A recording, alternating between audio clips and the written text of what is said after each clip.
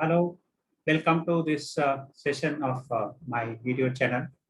I am Anandan Subramaniam from HR Vidyalaya Corporate Services LLP. So I am continuously sharing all my experiences and my knowledge, whatever I had acquired so far.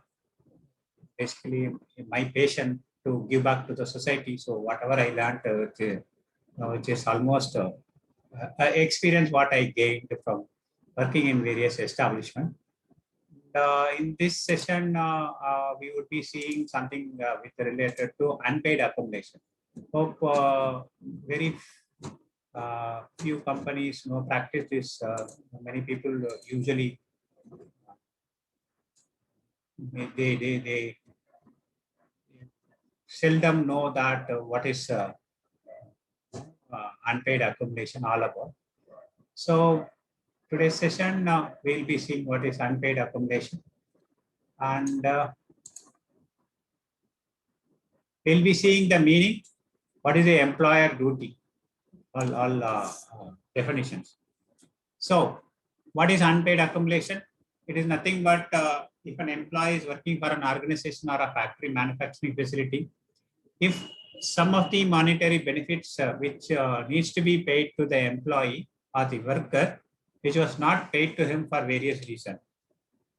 Maybe someone would have absconded, someone would have resigned, and then after resignation, the due would have been processed little later by the employer, or most probably the payment of bonus will happen only in the next year, following financial year, end of the year. So in such cases, those amount which are to be paid to the employee or the worker, which remains with the employer. So if an employer, after computing such amounts, like I have listed so many things, are the basic wages, dearness allowances, overtime, bonus, gratuity. So gratuity also, for some years you can keep, otherwise no, you can give it to the labor authorities. So those items, maybe any EL encashment, even that, or maybe some calculation, due to some calculation, salary was paid less, things like that, or any arrears to be paid, for the retrospective period which was calculated, and those things. So that was not paid to the employee by the time employee absconded or resigned, or maybe in some cases, even death cases, there will not be anyone to claim that money. No nominee, no legaler will be there, things like that. So what the employer has to do, they cannot keep that money. It is not their money. They cannot account that money into their accounts, books of accounts. It is not allowed.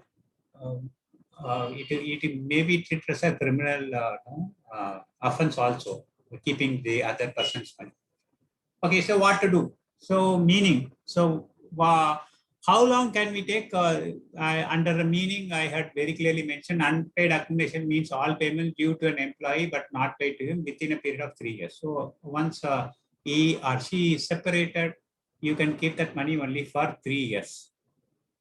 After an employee got separated due to absconding, resignation, discharge, or death, anything. So all such monetary benefits, whatever is there, I have mentioned in bucket number 1.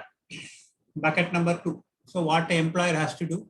So first of all, that's why every HR has to update the contact details of every employee or the worker in equal interval. So many employees may shift their residence, or they would have been coming from a different locality. That would be a permanent address. They may not give the permanent address. They'll give only the local address. Local address, once they vacate and they go, and they will not be reached out.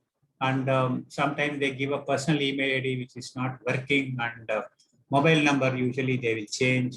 And the bank account also, some employers are having a kind of a practice that once they find out this amount, they will credit the same amount to the same bank of what the employee was actually drawing his salary during his tenure as an employee. That is also wrong. So because you don't have any proof that whether it has gone to him or it is bounced back, even if it is bounced back, it will come to your account and what you have to do, things like that. So as an employer duty, you have to reach out to the last registered landline or mobile number, or write to the last registered personal email ID from your official email ID. So you cannot use it from your personal email ID, the HR cannot use. And nothing working out, then write a written communication to registered post, or maybe even speed post is acceptable. Please attach acknowledgement so that some it will state that whether the person is there or not, or even if it is there, it is rejected. Some reason will be there.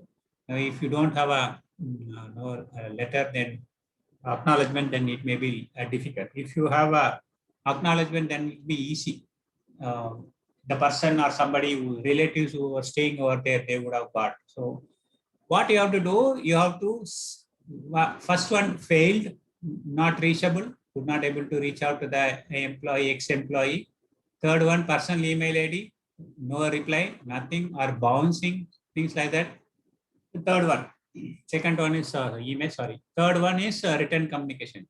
So you have to do this, repeat this for 3 times with the frequency of a fortnight or maybe 15 days you can. So once in 15 days, you have to write and wait for a reply from that employee. The same letter you have to display in the office, where you display your statutory notices, abstract, things like that, in the conspicuous place where it is nothing but when the employee's friend, if they see, and they may sometime some friend maybe they will be very intimate to him or her, they may tell that okay, see, your money is pending with the employer and they are displaying some notice, so you can come and collect, something like that. So you have to try out all areas, avenues to reach out to the employee and give the money. So you have to keep record of all the efforts you have taken. So, okay, first one, tried the mobile number or landline number, nothing happened. Second one, email ID. Currently, this is also a practice, so that is also not. Third one, you are writing through a registered post acknowledgement, that is also not happening. And 3 times you did, nothing has happened. And through display also, he or she could not able to be reached out. So you have all documents. So you tried everything, and maybe even after some time, no, you could not able to reach out. Then what you have to do? Then you have to write to the Labor Welfare Board. So what they will do? So you can keep this money only up to 3 years, not more than 3 years. So before that, you can write to that, reach out to the employee, try out. Otherwise, it will be little difficult. So you cannot keep that money. So once you exercise all these options to reach out, could not able to reach the employee and give that money. There is no requirement to give interest on such monies. Now, if the employee, it is employee's fault in coming and collecting that money, or giving details of the bank account to reach out. Some employee would have traveled abroad, so he could not be reached out, or she could not be able to be reached out. Things like that. So if it is their fault, there is no interest to be payable on such monies. Okay. So how to give it to the Labor Welfare Board? If the efforts of the employer fails to reach out the separated employee, the monies can be deposited with it. So it is only to transfer the liability to the Labor Welfare Board. Usually the monies are to be kept till 3 years from the date of such disbursement due, and then they need to be deposited to the government. You can do it even after 6 months time or 1 year time also you can do it. But these proofs you have to attach. So what you have to do? The money. What is the money? So you have to write all details of the employee, name, employee ID, the company address, and his date of joining, date and reason for separation, and what amount is to be paid to that employee, whether it's wages or arrears, or bonus or gratuity, EL encashment or overtime. So all such details and his or her last registered in the sense, what the employee gave to the employer, those details, all contact number, email ID, everything, you have to mention the amount and attach the DD. So, and you attach all the efforts, what you have taken, the proof, the documents, records of the efforts, whatever you have taken. These three. So the details of the employee, if there are so many employees are there, then a list of all those employees and demand draft. If you are giving a consolidated demand draft of many employees, each employee, so this employee, it is basic wages. This employee, it is earned leave encashment. This employee is basic wages plus bonus. For this employee, it is gratuity, things like that. So everything you put and you give one single demand draft, attach the details and then all the efforts, whatever taken, and then with a covering letter, you can submit it to the labor authority. The liability is transferred to the labor authorities. You will not be found at fault for keeping that money. So what labor authorities will do, they will keep that money to the addresses. So they will try out, and what they will do also, they will publish the same thing. So for this person who worked in this company, for him this is pending. So they will publish in two different newspapers, one in vernacular language and one in English newspaper. They will publish and they will wait. 2 times they will wait. After that, even in such cases, the employee or the legaler or the nominee did not turn up and get that money, then it will be accounted in the labor welfare fund. So during the period after the employer hands it over to the labor authority, if someone comes and asks for that money, you can always tell, ask them to go to the labor welfare board to reach out to them, and they will pay from there. So, or otherwise it will be treated into labor welfare. So this is what is all about unpaid accumulation. There are two more things in this unpaid accumulation. So when you are trying out, most of the states, I think you have to file quarterly return. In such quarterly return, you have to mention that such monies are pending. You are trying out, and in Form C also quarterly return you have to mention. And then while you are submitting this document, then you can strike it out, nullify. Until such time, you have to mention it in the quarterly return. That is number one. Number two, what I wanted to tell is, now the labor reforms have come. The unpaid accumulation is part of the labor reforms.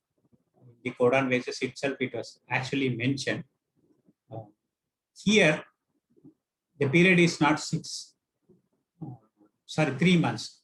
It is, it is not 3 years. Here it is mentioned as 6 months. If a person has absconded, then it is 3 months. If the person has died, it is 6 months. So it is, the term has been reduced from 3 years to 3 months or 6 months. So the employer has to be, take so many precautions while engaging the employee itself. So you have to get the right contact details, right permanent address and temporary address, or maybe in some companies there is a practice that they will get the details of the spouse also, and alternate numbers to reach out in cases of emergency, things like that. And also ask every 6 months, once in 6 months, ask employees to update if they are changing the addresses, or if it is address is same, then you get a declaration from the employee, so that it will be very easy, because keeping the employee's money in the accounts of the employer, it is a criminal offense. So try not to keep such money with yourself, and submit it to the labor authorities with the due process, the due time. So this is what is all about the unpaid accumulation. We will meet in the next session. Thank you very much for joining this session. We'll meet up in the next session. Thank you very much.